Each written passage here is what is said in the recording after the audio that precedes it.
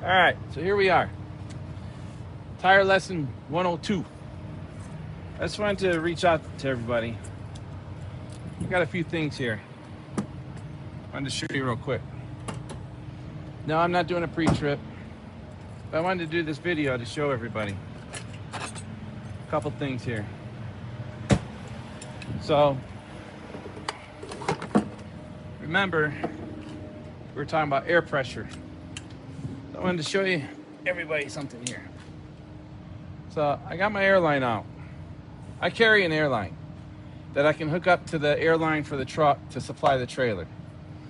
And I took my airline off the trailer right here. Okay, took it from here. And I hooked it up to this airline right here.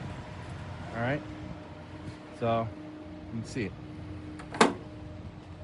So that supplies 120 pounds of pressure to the back of the trailer to release the brakes, to apply the brakes, to support the air ride. All right, and in a situation where I need to put air in the tires, I have it. See, there you go.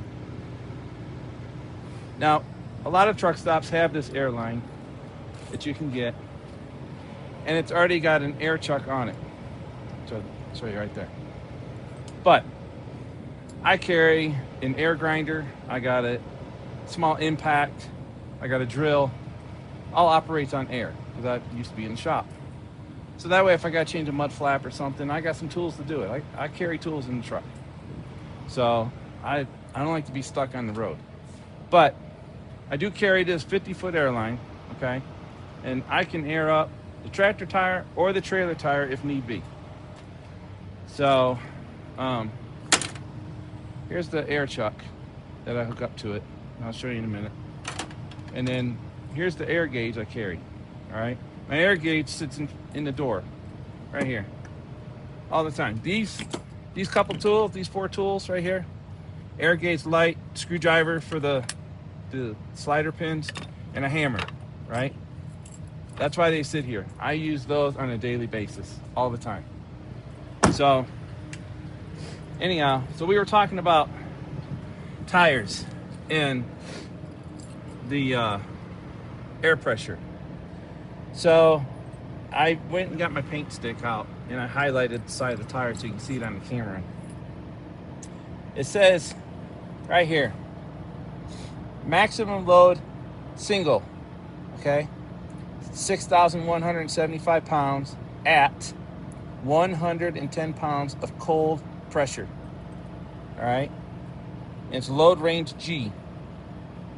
So with 2 of those tires, 6,175 times 2 is 12,350 pounds. But that's at 110 pounds of pressure. So it's important to remember that. We talked about the air pressure because you don't want to overheat the tires. You want to make sure they're full of air because if you have too much weight on the tires and you don't have enough air pressure, you're going to get this tire so hot, it's going to melt inside and blow out. All right? Or if it has a defect that you didn't see, it just makes it that much worse. I also talked about the mileage, the miles per hour. Different tires have different speed ratings, all right? And it's on the side of the tire. So I highlighted it so you can see it on the camera. So right here, it says maximum speed, 120 kilometers for everybody in Canada, or 75 miles per hour, maximum speed at 110 pounds of pressure. All this has to work with each other, okay? This and this have to be, you can't have an underflated tire at 85 pounds, 90 pounds, 100 pounds, and be overweight and be flying down the highway. You gotta think about that. It's safety, it's your life. It's someone else's life. Whoever's 1,000 feet around you, if something goes wrong with this tire and you lose control of this truck, it's bad for everybody, including yourself. So this is why I'm bringing it up. The other thing is too, you want to know the age of your tires, all right? That's very important. So normally when tires get about 5 years old, 6 years old, they won't put them on the road anymore because these casings have been worn out. You know, they're dry rotted. They've exceeded their life.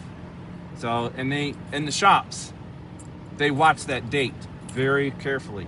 When a tire's too old, they won't recap it. They scrap it. It gets recycled and made into a new tire, or to some playground or whatever. Anyhow, right here, it's a little blurry. You see where it says 2525. All right, here's your DOT number. All right, every tire has a DOT number right here, BT3UC1. But this 2025, this is a good number to remember. All right, not the number itself at the moment, but the number location. That 2025, what that tells you, what that tells me, here's how you know what the date of the tire is.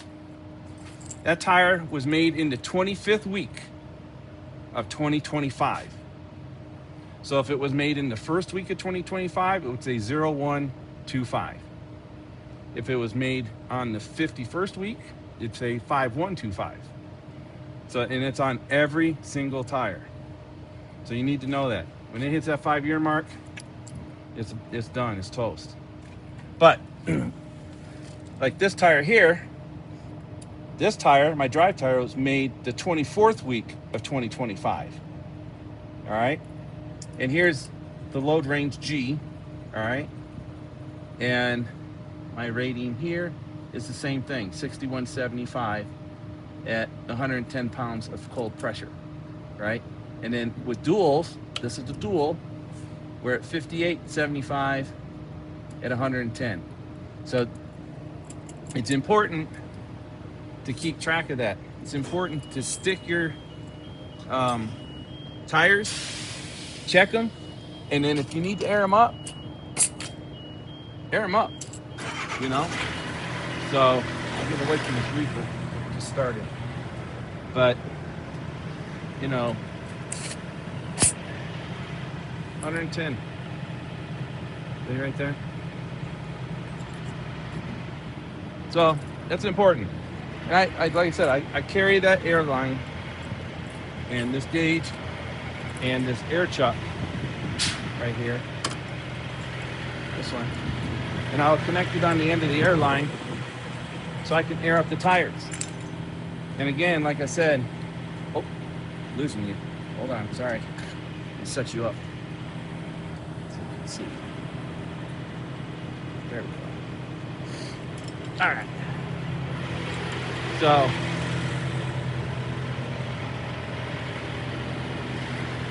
I didn't have to do this, but I wanted to show everybody.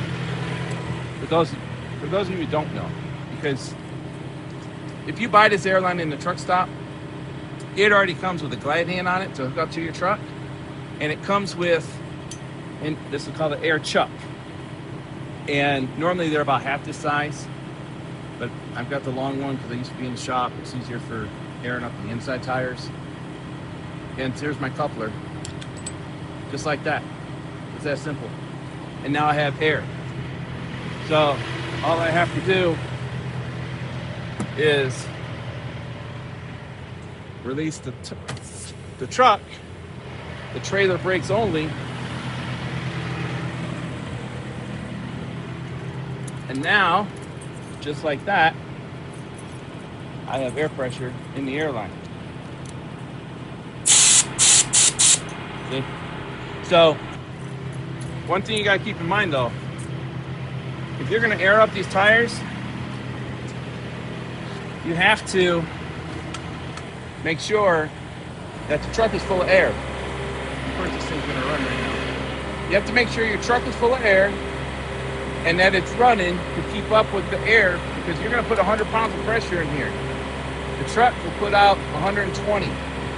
So you need them air tanks in the truck as full as possible so you can actually put the air into this tire. Okay? So, and adjust the tires properly.